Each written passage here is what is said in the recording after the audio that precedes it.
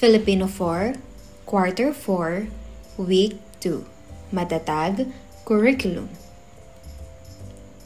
Para sa nilalaman, epiko, panghalip pamanggit, at babala.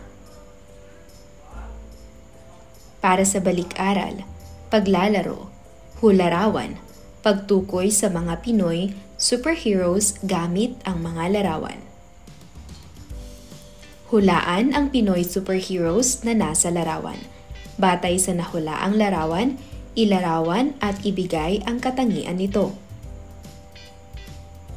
Narito ang unang larawan. Sino siya? Mahusay, siya ay si Darna. Pangalawang larawan. Sino siya? Magaling, siya ay si Captain Barbell. Para sa pangatlong larawan, mahusay, siya ay si Lastic Man. Para sa pang-apat na larawan, magaling, siya ay si Panday. Sagutin ang mga tanong gamit ang hugnayang pangungusap. Paano humahaba ang espada ni Panday?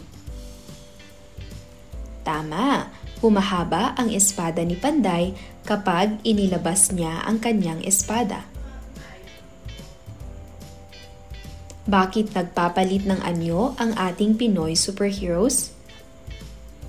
Mahusay, nagpapalit ng anyo ang ating mga Pinoy superheroes dahil mayroong nangangailangan sa kanila ng tulong. Ano ang mangyayari kung iluluwa ni Darna ang kanyang mahiwagang bato? Tama, kung iluluwa ni Darna ang mahiwagang bato ay mawawalan siya ng kapangyarihan.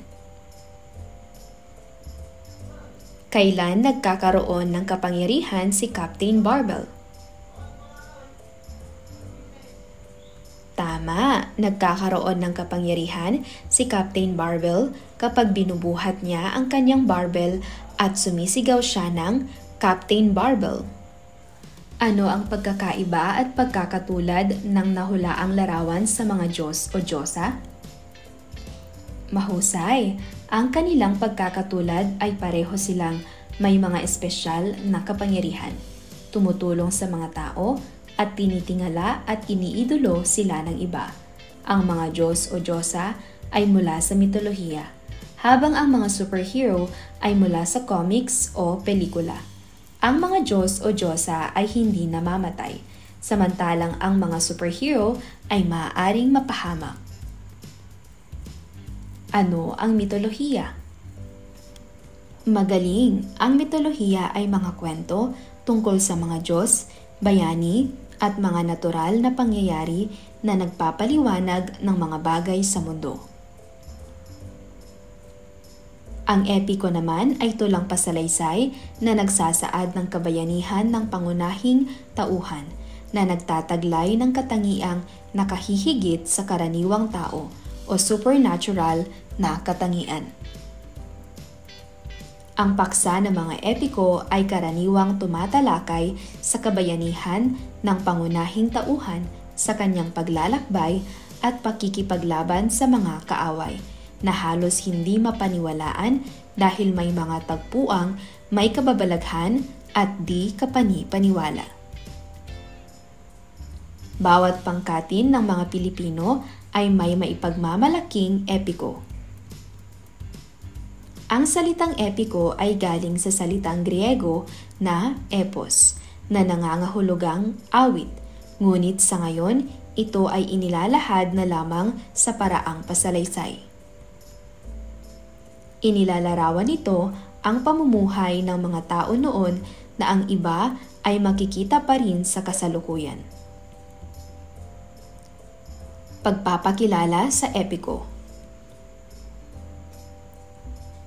Pagmasdan ang mga larawan. Ano-ano ang pagkakakilala mo sa kanila? May ituturing ba silang mga bayani? Magbigay ng iba't ibang pananaw tungkol sa kabayanihan sa pamamagitan ng word association. Mahusay, narito ang maaaring maging kasagutan. Bayani, pagtulong, matapang, at laban. Wika-linangan. Bago basahin ang kwentong epiko, basahin ang bawat pangungusap. Hulaan kung paano ginamit ang mga salitang may guhit sa paraang denotasyon at konotasyon. Isulat ang sagot sa patlang. Pag-aralan ang halimbawa. Denotasyon, maliwanag ang ilaw sa aming barangay samantalang madilim naman sa kabilang barangay.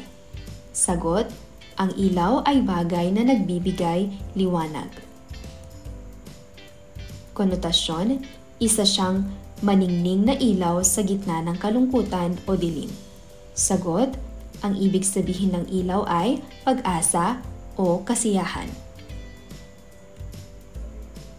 Sa makatuwid, ang denotasyon ay ang literal na kahulugan ng salita o kahulugan mula sa diksyonaryo. Samantalang, ang konotasyon ay ang malalim na pakahulugan sa salita o iba pang nais ipakahulugan. Ang denotasyon ay pagbibigay kahulugan mula sa diksyonaryo. Ito ay formal at literal na pagbibigay kahulugan sa salita. Ito ay masistemang pagtukoy ng salita mula sa orihinal na kahulugan. Ang konotasyon naman ay dagdag na kahulugan o implikasyon ng isang salita. Ito ay nagbibigay ng iba't ibang salita. Ito ay nagbibigay ng iba't ibang pag-unawa at interpretasyon batay sa konteksto ng paggamit nito. Ito ay maaaring mag-iba-iba ayon sa saloobin, karanasan at sitwasyon ng isang tao. Isa sa paraan upang malaman ang kahulugan ng isang malalim na salita ay sa pamamagitan ng mga halimbawang ibinigay sa pangungusap. Ang panandang konteksto ay mga salitang makatutulong upang mas maunawaan ang mga salitang mahirap intindihin. Isa sa paraan upang malaman ang kahulugan ng isang malalim na salita ay ang pagbibigay ng halimbawa o kasalungat na salita. Sa paraang ito, mas lubos na mauunawaan ng mambabasa ang teksto. Denotasyon, malay si Ben sa totoong dahilan ng paglisan ng kanyang kabiyak kahit pa itinago ito ng kanyang mga magulang upang hindi siya masaktan. Konotasyon, ang mga malay ay taong naninirahan sa Malaysia, Brunei at ibang bahagi ng Indonesia, habang ang mga Indian ay katutubong Amerikano. Denotasyon, mamahaling bato ang natanggap ni ate mula sa kanyang kasintahan nang alukin siya nito ng kasal. Konotasyon, nilagyan ni ama ng bato ang gulong ng tricycle upang hindi ito umandar tulad ng iba habang inaayos. Denotasyon, nasugatan siya ng mabagsakan ng tabla sa paa habang naglalagari. Konotasyon, napahiyaw sa tuwa si ama dahil tabla ang iskor sa basketball. Denotasyon, mataas ang haligi ng aming bakuran kumpara sa aming kapitbahay. Maraming maaasahan at masisipag na mga haligi ng tahanan, subalit mayroon din namang tamad. Madungis ang mga paa ni Ram dahil naglakad siya sa putikan, samantalang malinis naman ang paa ni Rico dahil naglakad siya sa sementadong daan. Ang mga taong gumagawa ng masama ay may madungis na pagkatao kung ihahambing sa mga taong gumagawa ng mabuti na may malinis na kalooban. Narito ang mga tamang sagot. Para sa malay, denotasyon, may malay o kamalayan sa paligid at nagaganap. Konotasyon, tao na nagmula sa lahing ito. Pangalawa, bato, mamahaling uri. na bato o diamante. Maliit na tipak ng bato pangkalso. Tabla. Palapad na piraso ng kahoy. Patas pareho ng kinalabasan. Haligi. Poste. Ama o itay. Madungis. Marumi. Masama. Kaugnay na paksa bilang isa, biyag ni Lam-ang, epiko. Nakabasa ka na ba ng kwentong tungkol sa kabayanihan at katapangan? Magbigay ng halimbawa. May kilala ka bang bayani na nagtataglay ng katangiang nakahihigit? Ano ang kaibahan ng epiko sa iba pang kwento? Bakit kaya mahalagang pag-aralan ang epiko ng ating bansa?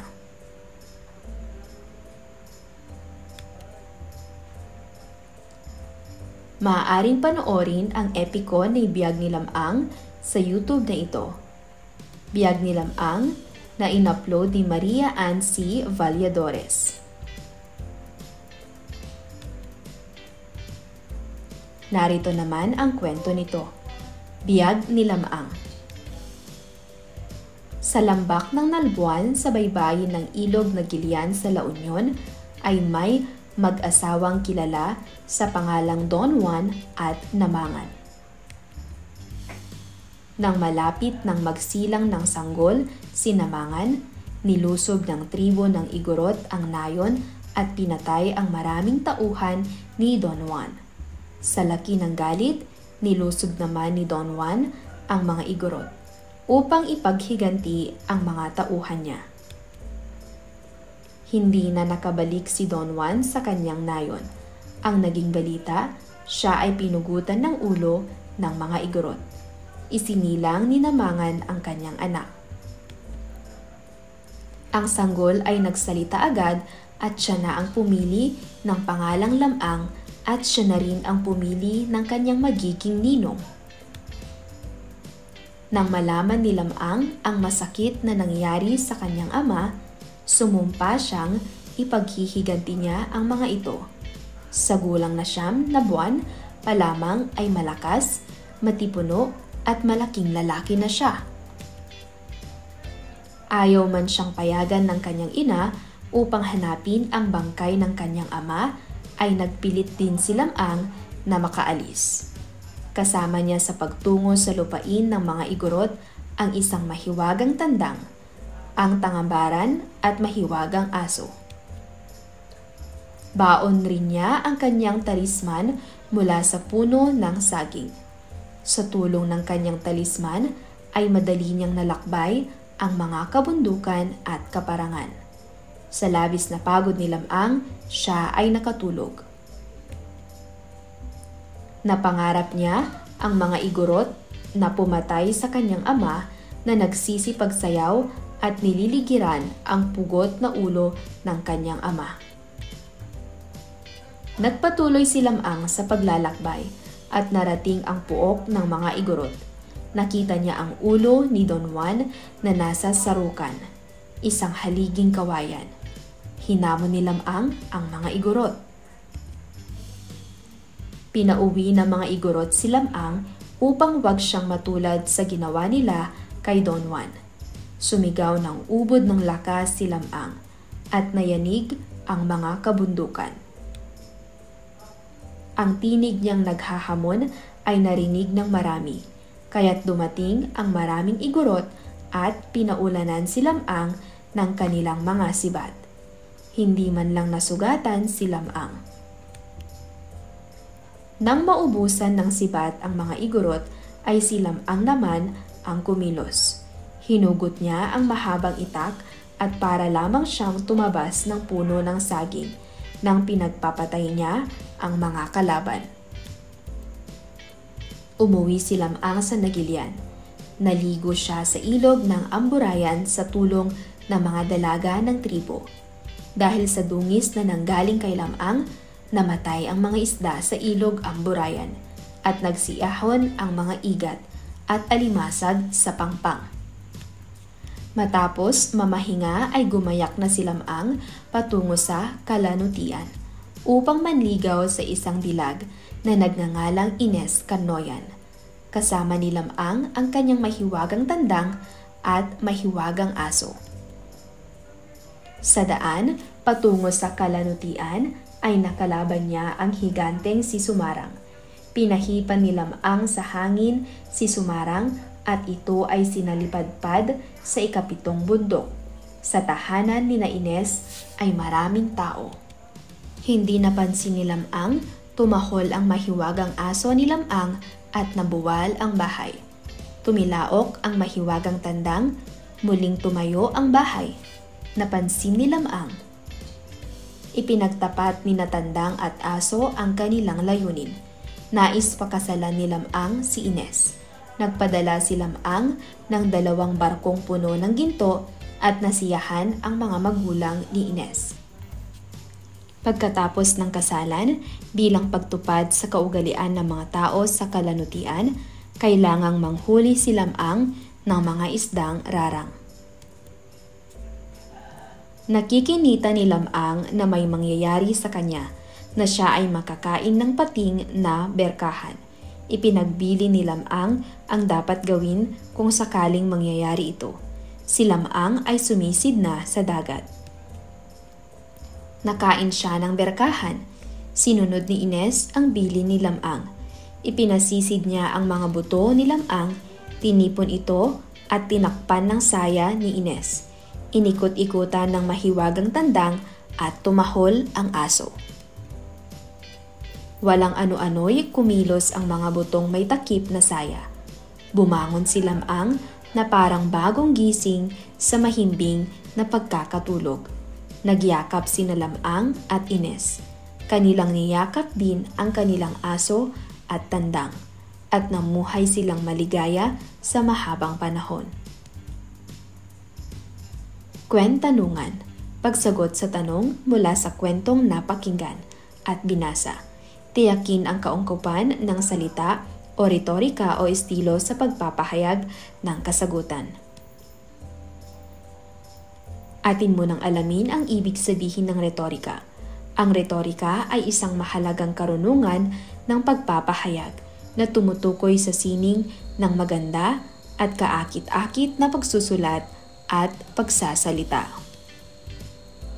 Samantalang ang estilo ay isa sa pinakamatandang bahagi sa pagsusulat. Ito ay kabilang sa tradisyonal na kahingian ng retorikang klasikal. Ano ang nag-udyok kay Lamang upang magpatuloy sa paglalakbay? Tama, ang galit at paghihiganti kay Lamang sa mga igorot na pumatay sa kanyang ama. Paano mo ilalarawan si Lamang? Mahusay, si Lamang ay malakas, matapang at may malasakit sa kanyang pamilya. Paano ipinamalas ni Lamang ang kanyang katapangan at kagitingan? Magaling, ipinamalas niya ang katapangan nang harapin ang mga igorot at ipaghiganti ang kanyang ama. Hindi siya natakot kahit binabaril siya ng mga sibat. Kung ikaw ang anak ni Don Juan, ay gagawin mo rin ba ang ginawa ni Lamang? Bakit? Hindi, dahil ipapaubaya ko na lang sa puong may kapal ang pagkamatay ng aking ama. Anong kaugaliang Pilipino ang ipinakita sa epikong biyag ni Lamang? Tama, ipinakita ang pagpapahalaga sa pamilya, pagiging matapang, at ang pagpapakita ng respeto sa mga kaugalian at tradisyon ng iba. Bilang isang mag-aaral, paano mo maipapakita ang kabayanihan sa iyong kapwa? Mahusay, maipapakita ko ang kabayanihan sa pamamagitan ng pagtulong sa mga nangangailangan at pagiging responsable sa aking mga gawain. Gaano kahalaga ang epiko sa ating kultura? Tama, ang epiko ay mahalaga dahil ito ay nagpapakita ng ating mga tradisyon, mga aral sa buhay, at ang kahalagahan ng pamilya at bayan. Ilarawan ang katangian ni Lamang gamit ang grapikong representasyon. Narito ang maaaring maging kasagutan. Si Lamang ay isang matapang at malakas na bayani. Mayroon siyang malasakit sa kanyang pamilya at handang magsakripisyo para sa kanila. Matalino siya at may mga mahiwagang kasama tulad ng isang tandang at aso. Ipinakita niya ang kanyang tapang nang nilabanan niya ang mga igorot upang ipaghiganti ang kanyang ama. Bukod sa lakas, ipinamalas din ni Lamang ang kanyang kabutihan at pagmamahal sa bayan at sa kanyang pamilya. Para sa pinatnubayang pagsasanay, gamit ang Venn diagram ay tukuyin ang pagkakatulad at pagkakaiba ng mga pangyayaring ginawa ng mga tauhan sa epiko. Isulat ito sa loob ng Venn diagram. Piliin ang angkop na sagot sa loob ng kahon. Isulat ang pagkakaiba at pagkakatulad ni Lamang at igorot. Narito ang mga pagpipilian. Ipinakita ang katapangan sa pakikipaglaban. Ipinamalas ang natatanging kalakasan o supernatural na kapangyarihan. Nilusob ang mga kaaway. Gumamit ng sibat sa pakikipaglaban. Gumamit ng itak sa pakikipaglaban. Walang supernatural na kapangyarihan. Narito ang mga tamang sagot. Para kay Lamang, ipinamalas ang natatanging kalakasan o supernatural na kapangyarihan. Gumamit ng itak sa pakikipaglaban. Igorot, gumamit ng sibat sa pakikipaglaban. Walang supernatural na kapangyarihan. At para sa kanilang pagkakatulad, ipinakita ang katapangan sa pakikipaglaban. Nilusob ang mga kaaway. Gamit ang simbolong bahagi ng ating kultura na mula sa tekstong binasa ay isulat ang nawawalang titik upang mabuo ang salitang tinutukoy ng pangungusap. Ang mga patlang ay pangkat etniko na matatagpuan sa Luzon. Pangalawa, ang patlang ay anting-anting o tinatawag na agimat na gamit ni Lamang.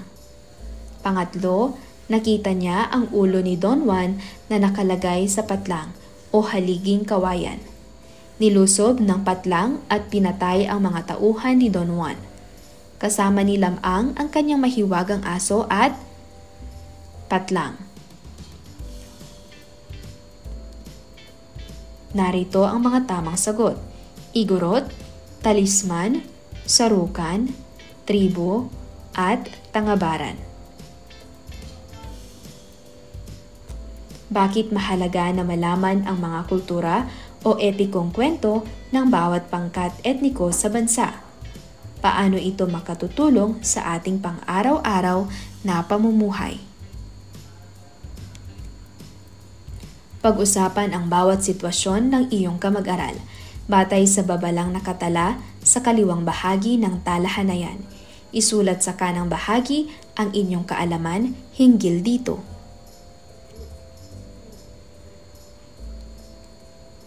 Atin munang talakayin kung ano ang ibig sabihin ng babala. Ang babala ay nagsasaad ng maaaring maging panganib sa buhay, estado o nararanasan ng tao. Kaalaman, ano ang babalang maaaring mangyari kay Lamang kung sakaling sisisid siya sa dagat? Ano naman ang ibinili ni Lamang sa asawang si Ines kung sakaling hindi siya makabalik mula sa pagkasisid? Kaugnay na paksa bilang 2, bahagi ng pananalita sa pagpapahayag, panghalip pamanggit.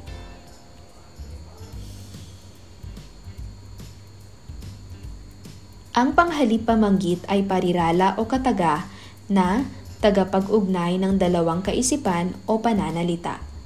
Ang ilan sa mga halimbawa nito ay daw, raw, umano, di umano, ani, at saganang, akin o iyo.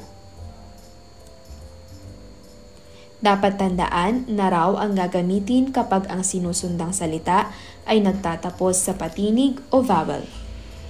A, E, I, O, U. O malapatinig o semi-vowel na W at Y. Ang daw ay ginagamit kung hindi nagtatapos sa patinig o malapatinig ang sinusundang salita. Halimbawa, si Lam-ang daw ay may kapangyarihan. Nabuhay raw muli si Lam-ang. Basahing mabuti ang bawat pangungusap. Suriin kung ang pangungusap ay may panghalip pamanggit, lagyan ito ng puso. Lagyan naman ng tatsulok ang patlang kung wala. Una, mahal daw ang presyo ng bilihin ngayon. Aalis kami mamaya ni Rose. Siya ay sasali sa patimpalak ng pagtula. Nakakuha na sila di umano ng libreng bigas sa barangay. Ang lalaki raw ang mas malakas kaysa sa mga babae. Ikaw raw ang sasali sa paligsahan ng pagtakbo. Bakit daw ayaw mong sumama kay Rex? Kinuha umano ni Jam ang lapis ko sa bag. Matapang daw si Lam-ang. Ang babae ani naliligaw sa daan. Narito ang maaaring maging kasagutan.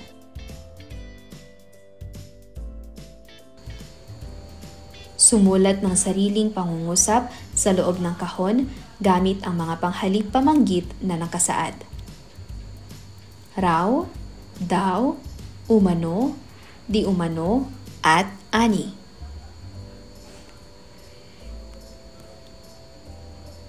Sa tulong ng panandang salitang may salungguhit, tukuyin ang kasalungat nito at bilugan. Nagpakita ang lahat ng igorot kay Lam-ang at niwala kahit isa man ang nagtago. Nang kumahol ang aso ay nabuwal ang bahay, subalit tumayo naman ito nang tumilaok ang tandang. Marangyaman ang naging kasal ni Lam-ang at Ines ay simple lang naman ang kanilang pamumuhay bilang mag-asawa. Nang sumigaw ng ugod ng lakas si Lam-ang ay nayanig ang mga kabundukan, maging ang mga nakatira sa kapatagan. Sa kabila ng maiksing oras ng pagkakilala ni Lam-ang at Ines ay nabuhay naman sila sa mahabang panahon. Basahing muli ang tampok na teksto, ang biyag ni Lam-ang. Sa kwaderno, sumulat ng dalawang mahalagang pangyayari at iugnay ito sa iyong sariling karanasan. Halimbawa, ipinakita ni Lam-ang ang kanyang katapangan. Tulad ko ay ipinakikita ko rin ang aking katapangan sa anumang pagsubok o hamon ng buhay na aking nararanasan. Batay pa rin sa tekstong binasa, sumulat ng 5 pangungusap at gamitan ito ng panghalip pamanggit. Guhitan ang mga panghalip pamanggit. Basahing mabuti ang sitwasyon at pagnilayan ang sagot hinggil dito. Kung ikaw si Lam-ang, ay ipaghihiganti mo rin ba ang iyong ama? Bakit? Magsalaysay ng iyong karanasan na nagpapakita ng katapangan, humandang ibahagi ito sa klase. Basahin ang pangungusap na tumutukoy sa epiko at isulat ang titik ng tamang sagot sa patlang. Aling tulang pasalaysay ang nagsasaad ng kabayanihan ng pangunahing tauhan na nagtataglay ng katangiang nakahihigit sa karaniwang tao o supernatural na katangian? A. Alamat, B. Pabula, C. Epiko, D. Mito. Alin ang pangunahing katangiang taglay ng pangunahing tauhan sa epiko? A. Matapang at malakas, B. Mabait at masunurin, C. Makisig at mapera. B. Matalino at maaasahan. Alin sa sumusunod ang isa sa katangian ng epiko? A. Ang mga tauhan ay may supernatural na katangian. B. Tumatalakay sa buhay ng mga Diyos at Diyosa. C. Nagsasalaysay sa buhay ng mga hayop. D. Akdang pahulaan.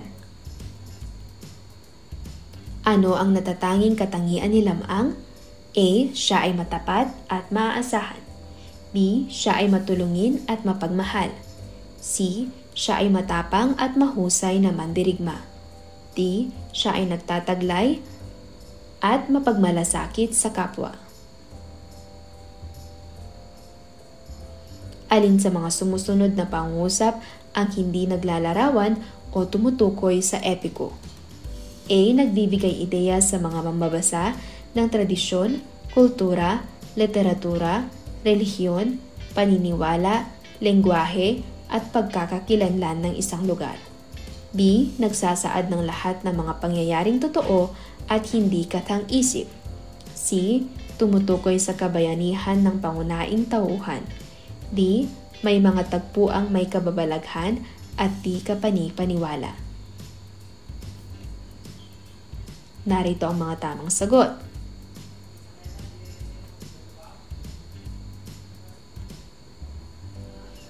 Bakit mahalaga ang pag-aaral ng epiko? Isulat ang iyong sagot sa loob ng puso. Bumasa ng isang pang-epiko at ihambing ang mga pangyayaring magkatulad at magkaiba. Sa epikong Biyag ni Lamang, isulat ito sa loob ng Venn diagram.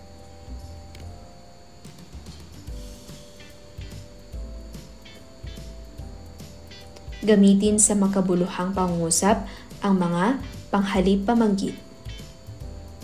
Raw, ani, daw, umano, saganang akin. Tukuyin kung anong mga babala ang ipinapahiwatig ng bawat larawan.